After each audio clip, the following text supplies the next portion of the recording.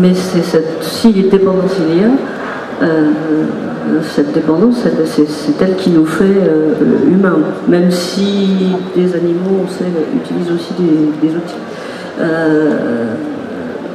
Ce qui me gêne dans le mot de dépendance, c'est l'idée que quelque chose que l'on possède et qu'on utilise nous réduit, alors que parfois ça nous augmente de façon agréable.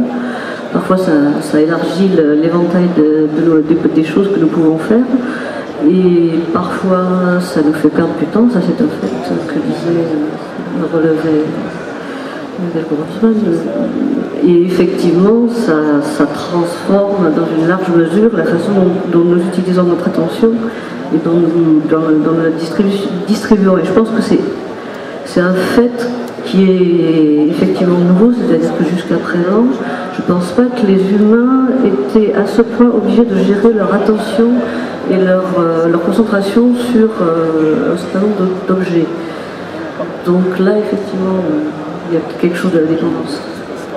Oui, il y a peut-être un glissement comme ça. Vous êtes d'accord, Anna Starobinets, sur ce point?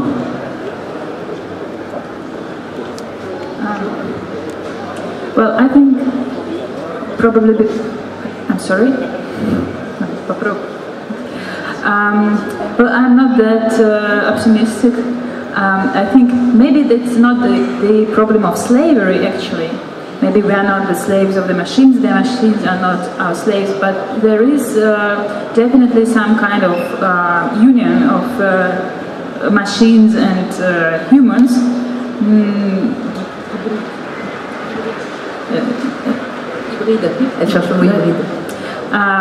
Which doesn't look very good, actually. I don't like what I see, because like 2 weeks ago in Moscow, I went out of my house. I forgot my phone at home, and I went out completely alone. And I found out that I have no phone when I was far from my house, far enough to come back for it. And well, when I was a kid, we had no phones, and I did good without it. I could go whenever I wanted. I didn't feel that helpless. And that moment, I felt I need help. Although nothing bad was happening to me, but I understood that I remember no phone numbers of no of my friends. I hardly remember the phone number of my husband, and if something happens, I'm not sure the numbers themselves are the numbers I need, because I don't have this telephone, I don't have the app, I can't just put my finger on the screen and talk to him. Then I can't find my way to the point of destination, and I hardly remember anything. So I don't know who's a slave.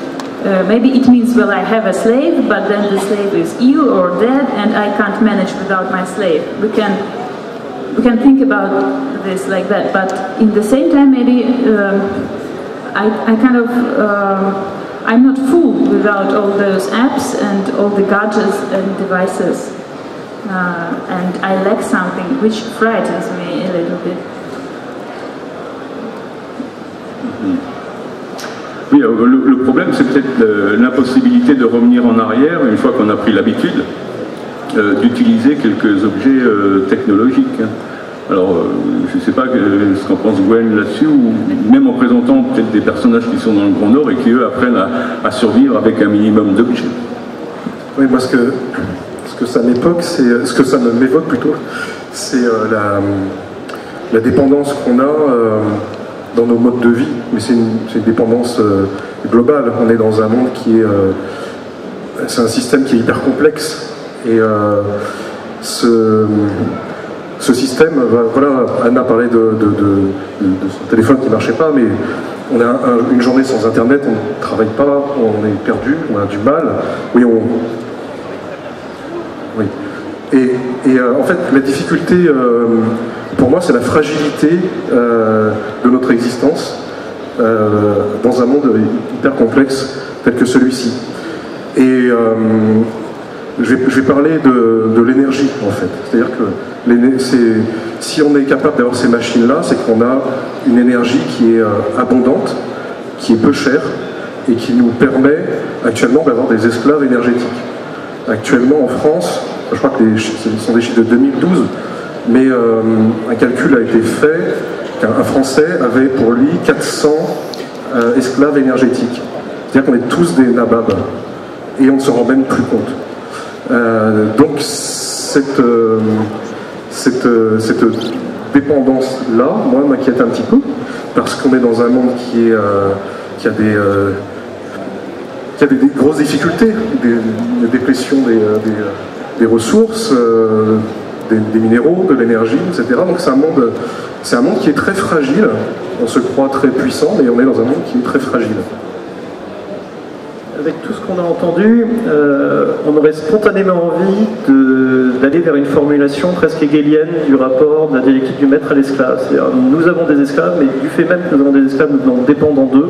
Et donc, dans un certain ressort, ça se retourne et le maître, n'étant plus capable de s'assumer seul, alors que l'esclave pourrait le faire, eh bien, il devient lui-même esclave de sa dépendance aux esclaves. Mais je ne crois pas que ça soit entièrement juste. En tout cas, il ne faut peut-être pas commencer par poser la question comme ça. Les machines qui sont autour de nous, de manière évidente, sont asservies. C'est-à-dire, nous utilisons les principales machines que je pense à passer en termes de moyens de production, ou même à notre service quand elles sont des esclaves énergétiques. Nous les utilisons dans des buts qui sont fixés par une certaine forme de productivisme. Et ça a été vrai, y compris dans des organisations sociales qui n'étaient pas forcément les organisations sociales du capitalisme. Ça a été vrai dans le socialisme réel, qui était un productivisme d'un autre type. Ce serait vrai, y compris du nazisme, qui n'avait pas des buts rationnels d'engrangement de capital, donc d'accumulation de capital. Donc c'est un problème plus large, qui a un rapport avec la puissance et presque au sens scientifique. Vous voyez, la puissance, c'est le fait de pouvoir, c'est le débit d'énergie par unité de temps, la puissance, en sciences, en physique. Et il est vrai que chaque fois qu'on fait un progrès dans le rendement des machines, a priori, la conséquence devrait être que nous consommons plus lentement le stock d'énergie qui est à notre disposition. Donc nous devrions être en train de ralentir la consommation du monde. Et deuxièmement, nous faisons plus vite ce que nous avons à faire, donc nous devrions gagner du temps.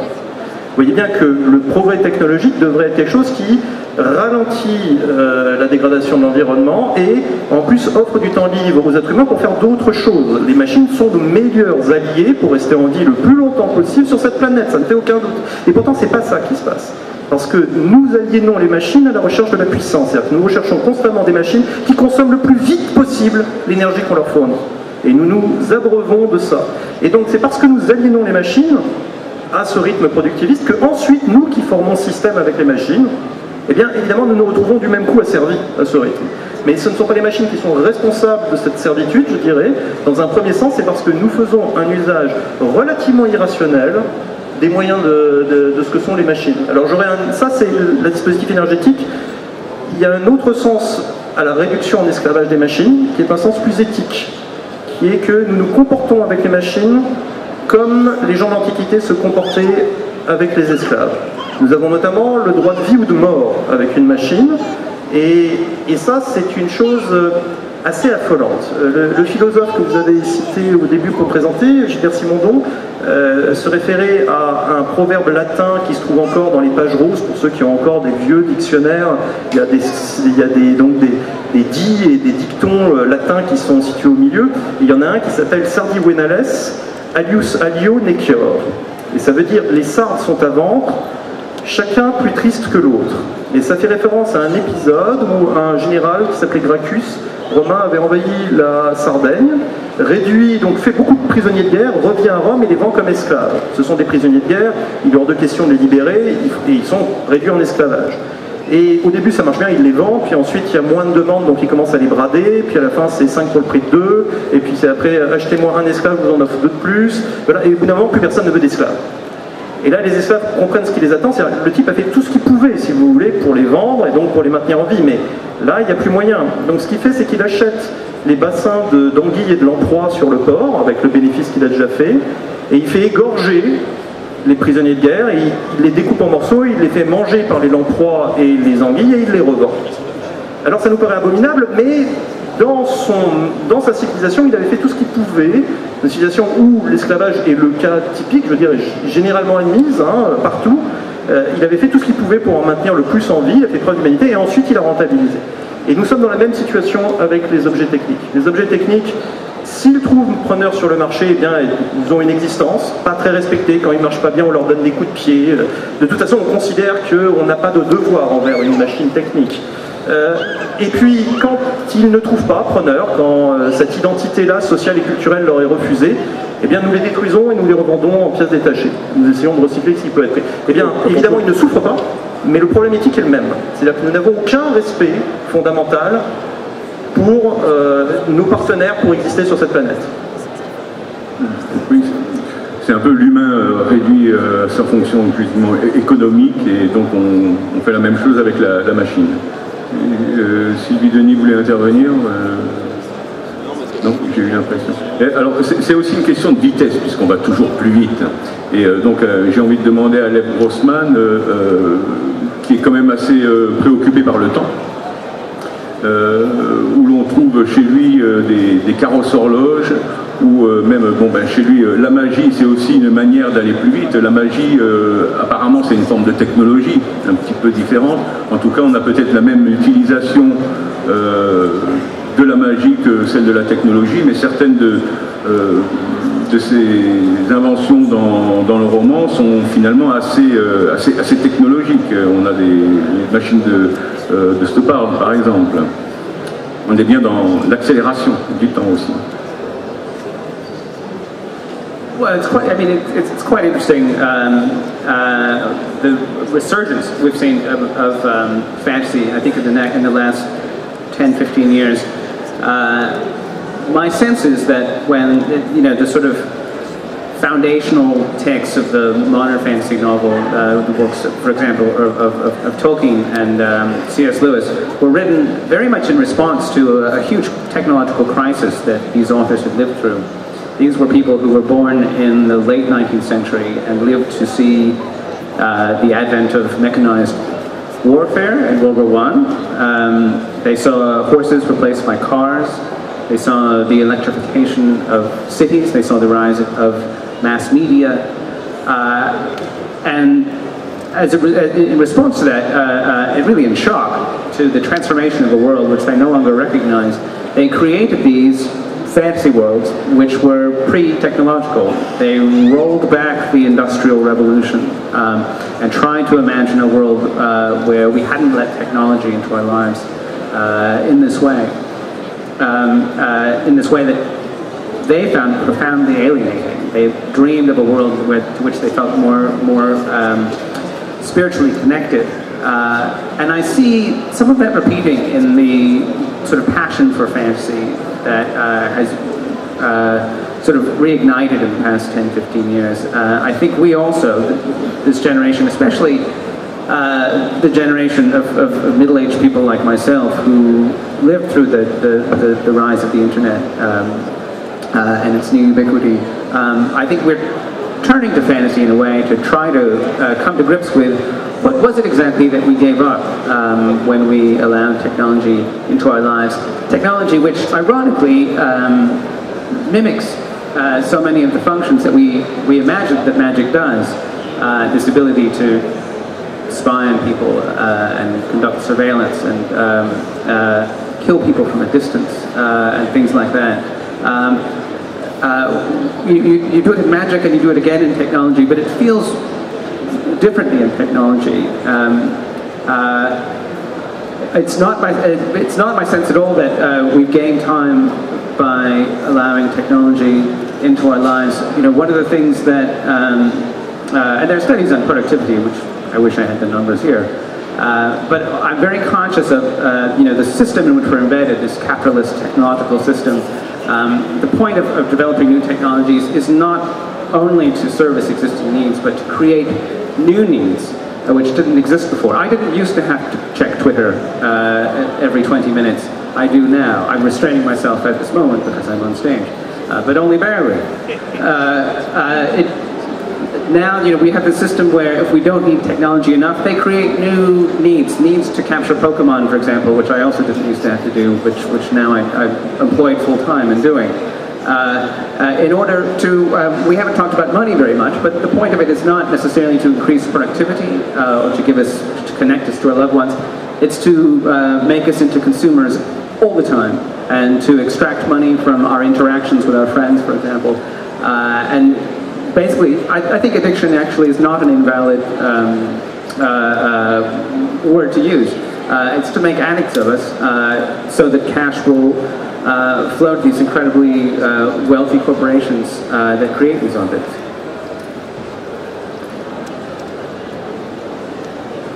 Oui, alors à ce moment-là, l'esclave de la technologique pourrait être de nouveau une forme d'asservissement de l'homme. Sylvie Denis, dans De en dehors par exemple, il y a des transcorporations qui utilisent la technologie à ces fins-là. On a des hommes libres et singuliers qui pensent qu'elle doit le servir. De nouveau, donc la technologie, c'est un retour de boomerang encore pour asservir à l'homme. Dans la plupart des nouvelles de Jardin Virtuel, il y a une imbrication totale entre l'homme et les technologies qu'il a créées. Et tout à l'heure, j'ai oublié voilà. Vous avez utilisé l'expression faire système, et c'est exactement ça. On fait système avec ce que nous avons créé. On fait système avec la table, le micro, les bouteilles d'eau, les gens en face de nous, etc. Tout ça, c'est la totalité qui fait que nous pouvons exister chacun en tant qu'individu et faire des choses que font les gens.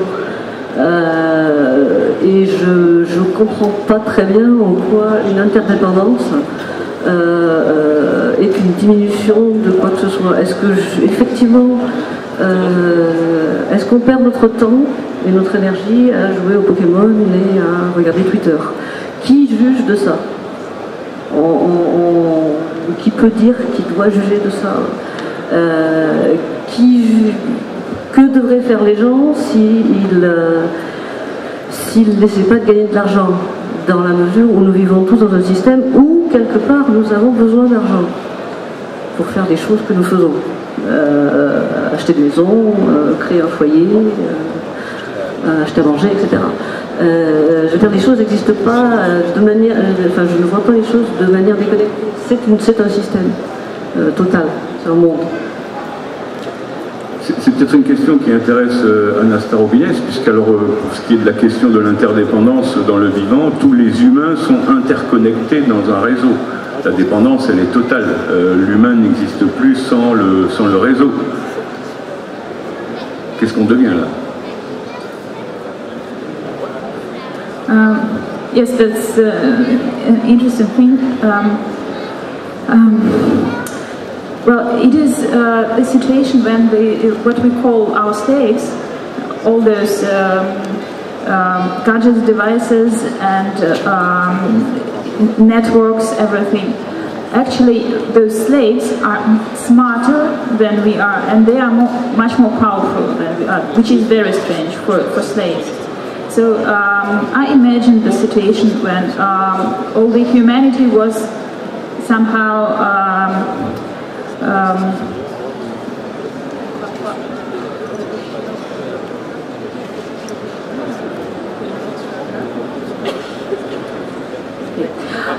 all the humanity connected, was united into one living creature. At least all the parts of it, all the people believed that they are one living creature, and they had kind of internet access directly to their brains.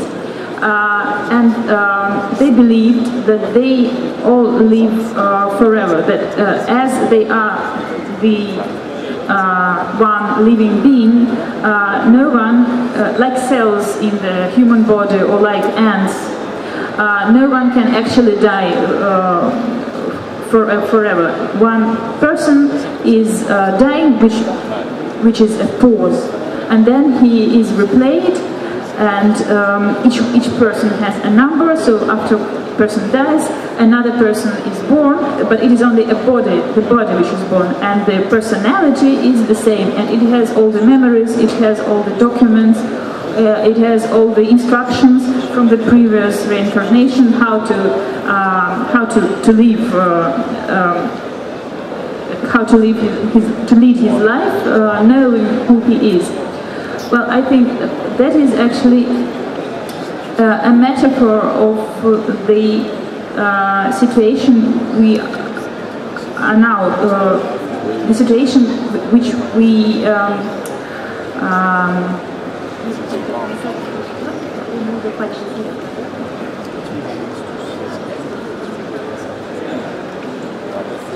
Ouais, c'est une métaphore de la situation où nous sommes déjà pratiquement aujourd'hui. Потому что зависимость,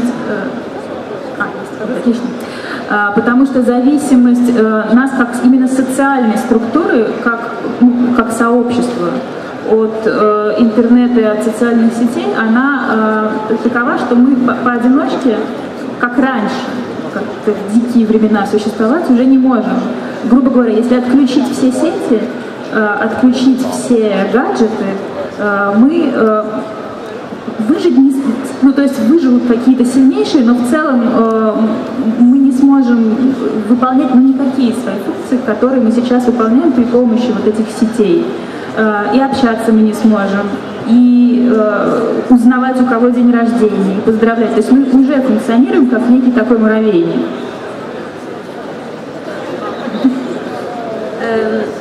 En fait, la dépendance qu'on a aujourd'hui de notre société entre notre quotidien et Internet est telle qu'on ne pourrait pas revenir en arrière comme il y a des décennies. Si par exemple on débranche tous nos appareils, que ce soit portables, etc., on ne saura plus quand est-ce qu'on doit fêter l'anniversaire de notre cousine, de notre sœur, on ne saura plus à quel endroit se trouve tel théâtre. Enfin, voilà, on aura perdu vraiment tous nos repères. Et c'est vraiment cette sensation du fait que voilà, si aujourd'hui toutes les machines s'arrêtent, on ne saura plus vraiment vivre. Oui, comme être humain, on pourra respirer, se balader, mais on ne saura plus du tout ce que c'est de vivre en société sans ces machines-là, quoi. Но эта ситуация, она приводит к тому, что машины, ну условно машины, да, они диктуют нам, как нам общаться, как нам коммуницировать друг с другом. Так же, как в муравейнике есть очень тоже четкие там правила, да, как живут муравьи, какие бывают виды этих муравьев, у кого какие функции. Также вот это вот сейчас социальные сети, они, собственно, формируют новый тип человеческих отношений. И это хорошо видно по детям. Например, вот моя дочь, которой 12 лет, она общается со своими друзьями, то, как она это делает, не имеет ничего общего с тем, как я это делаю в 12 лет, там, во дворе с подружками. У них совершенно другой формат этого общения, оно не персональное, оно безличное, оно подразумевает, что ты можешь искренне считать другом человека, которого ты вообще никогда в жизни не видел, и с которым у тебя по четкой такой схеме, которую тебе предлагает машина, выстроились отношения.